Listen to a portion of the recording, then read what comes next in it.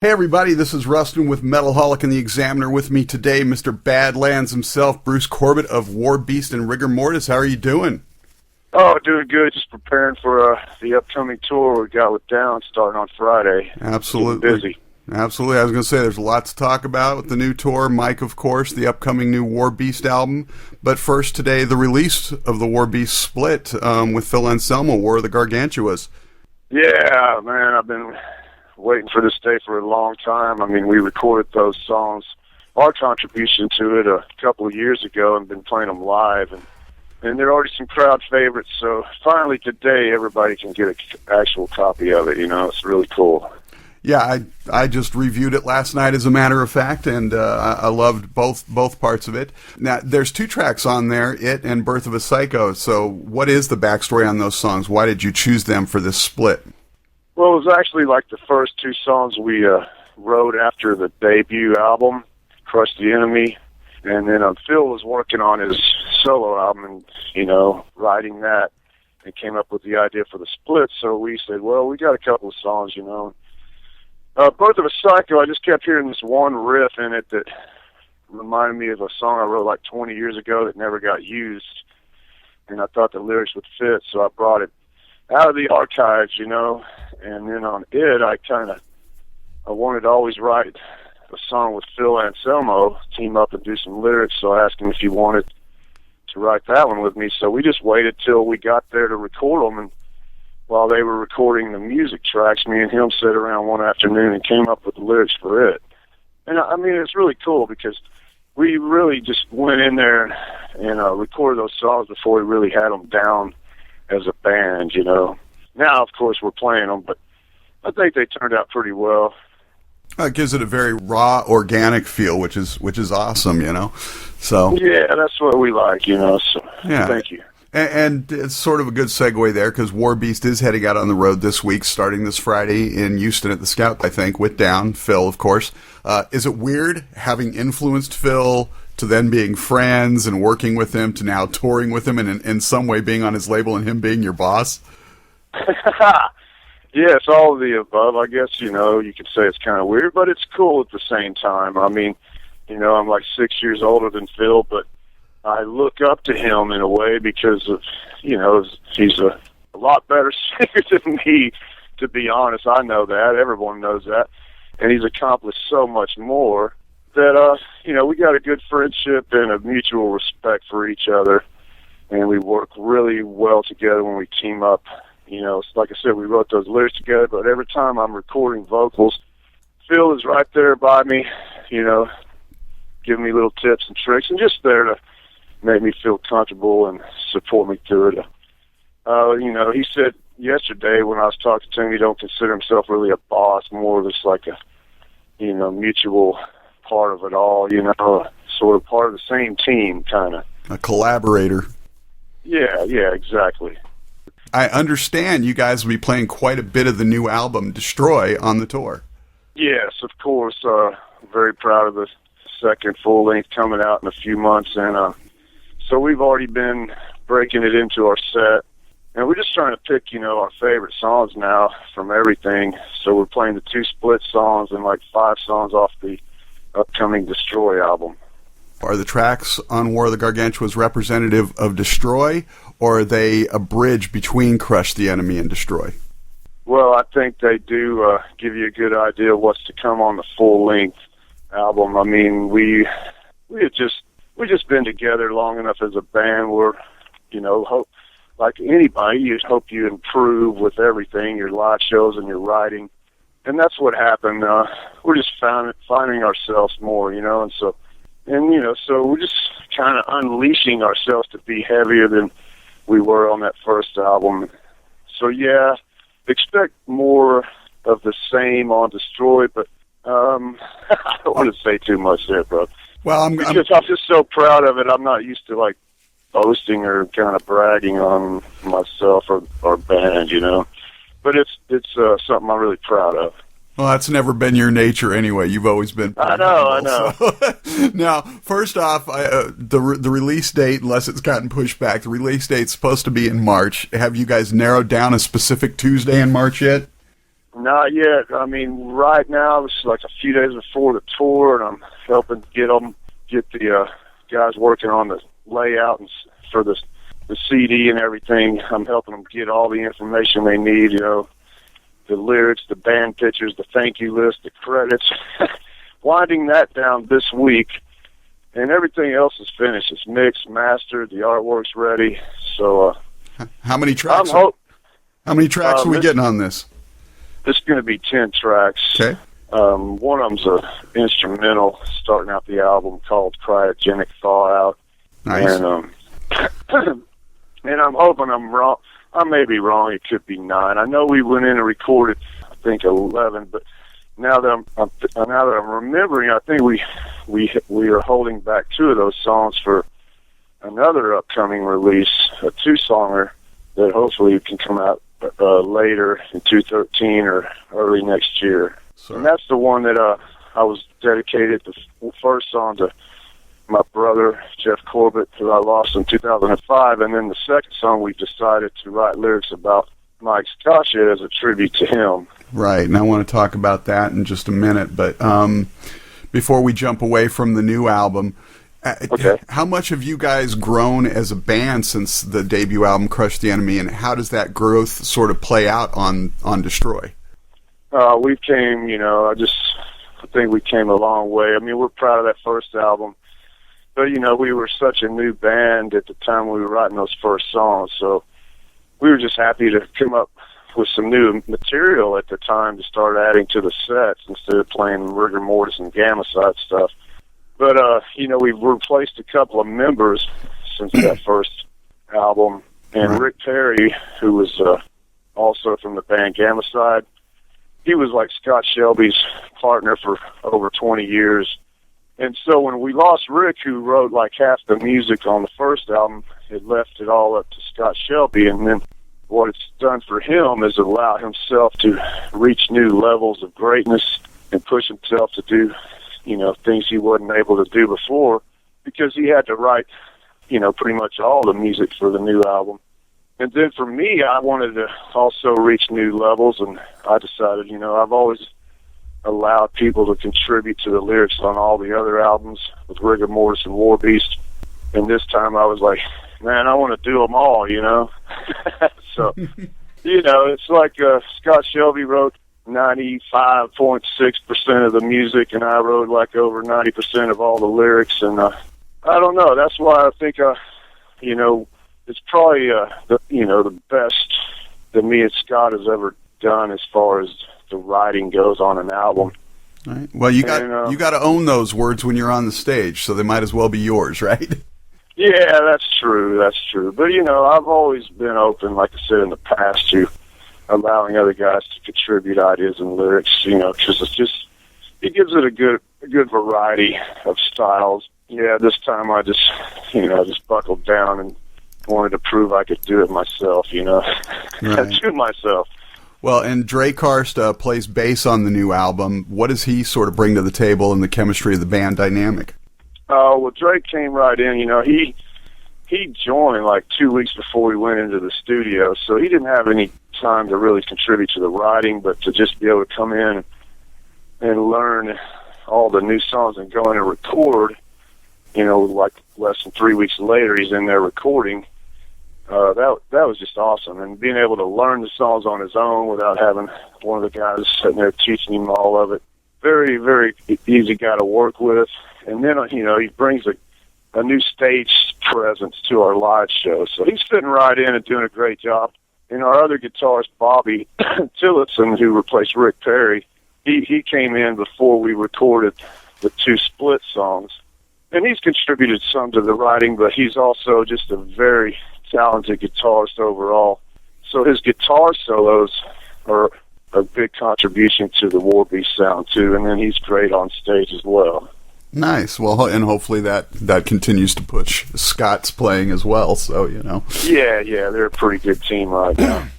Well, let's talk a little bit about the melancholy side of things. Obviously, belated birthday wishes, and I wish, unfortunately, you lost Mike in that celebration. And I wasn't even sure if I wanted to bring this up because you have to relive this with every interview you do, and I actually lost my best friend of over 30 years last year too. But for me, the more I talk about it, the more cathartic it becomes. Are you finding that to be true? Yeah, I mean, it's hard, but I don't mind talking about it because of what you just said is true. And then, Mike meant so much to my life and such a great friend, and of course, bandmate for off and on for over 30 years. That it's important to me to, share his legacy with everyone and keep his spirit alive out there. So I don't mind talking about it. Well, Mike was always one of those quiet guitar gods. He sort of flew under the radar, but those who know, real guitar players and stuff, and those in the industry, really truly respected him and his playing. What was it in your mind, having played with him so often and for so long, what was it about his playing that set him apart? Well, I mean, first of all, the man can play every kind of style there is, and that's a rare thing to find out there, I mean, he used to live with me for a while, and just, between all of us guys in Rigor, we got to see him play more than anyone else, which means we're hearing stuff that, y'all aren't hearing when he does Rigor Mortis or Ministry or other bands. So I'm not bullshitting when I'm sitting there saying he'd play country and blues and jazz and classical and anything you could imagine, pop tunes if he wanted. And so then, but the thing is he created his own unique picking style, which, that's very rare thing. I mean, the sound that he brought to Rigor Mortis, and we still, I hope you agree, don't sound like any other band, you know what I mean? Right. So just the fact that he was able to do so much and create his own sound and then be versatile enough to go playing several different kinds of other bands. And you're right, he wasn't no like WWF type attitude guitarist, like, hey, I'm a bad motherfucker, or hey, he's up there playing. He just got up there and played his guitar, wearing what he wears every day, and he wasn't like, hey, look at me, hit this note, So, I mean, right. He was just a cool guy and a great guy and a down-to-earth guy, and he loved playing guitar more than anyone I've ever met, and he wasn't competitive or anything. And that's why it seemed quiet to everyone, because, while the rest of us might be out roaming around before and after shows, it wasn't that Mike was stuck up or thought he was, big rock star. He just wanted to be up there playing for 3 to 6 hours before a show, warming up, just right. So when he went on stage, he would be at his best. And, right. And I love that. I'm going to miss that. Just, we get to the venue early, load in, and then I know Mike's going to go find a spot and have that guitar, and be playing until we hit the stage. Yeah, and for me, my years with him have been pretty much as a fan and an aficionado, if you will, of his music, his style, his sound, the various projects he's been in. I mean, I was fortunate enough to get to meet him once and interview him one time and everything, but the one thing that I always got, both from his sense of style and personality and from his playing, is he's just authentic. That's the word that comes to mind.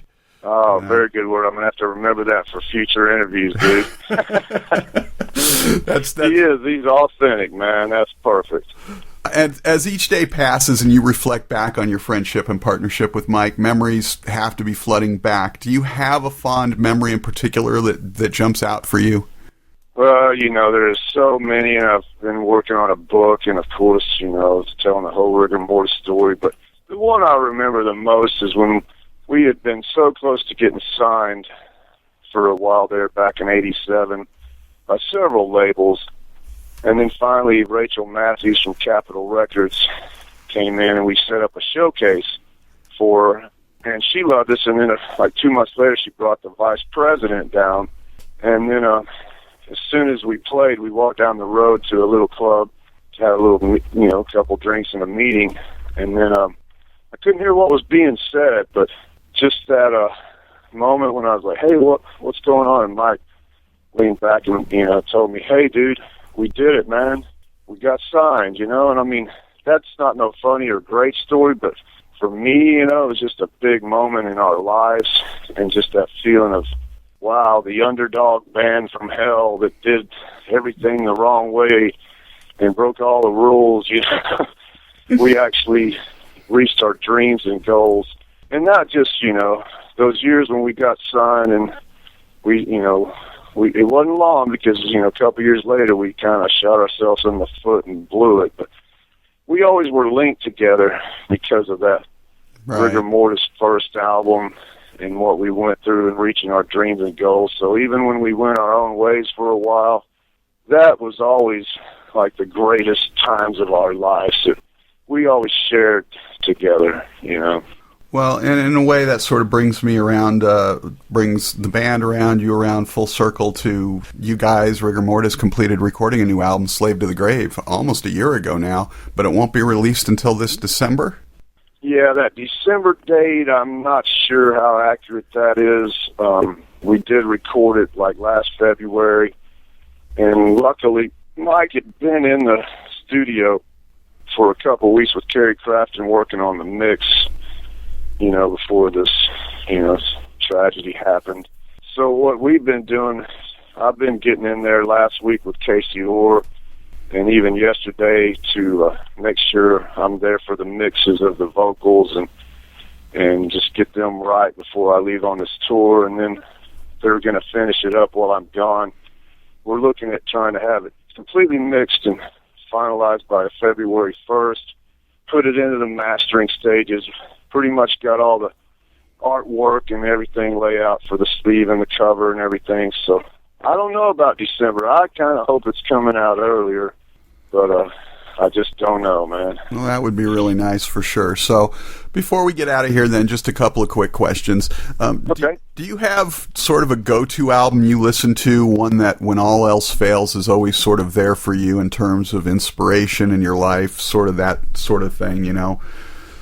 Yeah, I got, you know, quite a few of those, but because I got so many different influences at different parts of my life. But, you know, when I was first wanting to be in a band, when I got to be like 15 and all that, and I started thinking about it, I was like the biggest Aerosmith fan in the world. Still am. I love 70s Aerosmith so much, you know, and so I would have to pick Aerosmith Rocks, you know, because it brings me back to those days when I was, you know, my first sex, drugs, and rock and roll years, you know, and getting my first car and driving around listening to 8-tracks and putting in Aerosmith Rocks. So there's nothing better. And yeah, so it starts out with Back in the Saddle, and it's got Nobody's Fault and Rats in the Cellar and Sick as a Dog. It's just a great album from start to finish. Yeah, that one and Toys in the Attic are probably my two favorite Aerosmith albums. So yeah, they're great. Tell us something about Bruce Corbitt that might surprise people. Well, people out there, I mean, my friends know, but I'm a compulsive gambler. I always have been. And actually for like 17 years there, that's pretty much how I made my living, and until like 4 or 5 years ago. But I still love it, you know, but I just don't do it like I did when I was having to do it to try to survive. But it's just something in me, man. I love to bet on sports games. It just adds to the excitement. And I don't know if that's the kind of answer you're looking for, but... Well, obviously, if you were making a living at it there, you must have been pretty damn good at it. So. Well, that's the kind of thing where you just got to accept you're going to lose sometimes. But I kept track of everything, and over the 17 years, 15 of those years I finished ahead at the end of the year. And that's hard to do, man. That's something I'm really proud of, and I wouldn't suggest anyone else try that, but let's just say I feel lucky I did as well as I did during that time. He's a trained professional. Bruce Corbitt, Warbeast, Rigor Mortis, all-around great guy and badass that he is. The new album, Destory, will be out in March sometime, hopefully, but The Split comes out today, January 8th. War of the Gargantuas with Phil Anselmo, whom you will be out on tour with in Down, hitting the road this Friday in Houston, and touring for a month or so.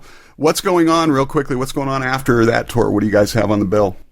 We got some really good things I just can't announce yet, but we've got some other tours in the works, and like I mentioned, the Rigor Mortis album coming, and then another release from Warbeast, the 2-songer coming later. But I wish I could tell you some of the other stuff I know about. It's just not able to announce it yet. Maybe when I see you later this month, I'll twist your arm or get you drunk or something. Yeah, I should be able to pretty soon. Awesome. Bruce, again, thanks so much for taking the time to talk to us. We look forward to seeing you out on the road. Everybody get out and pick up the new album. Yeah, come up and introduce yourself, and we'll drink a beer or a shot or something for memory of Mike Scaccia. You got it, brother. Take care.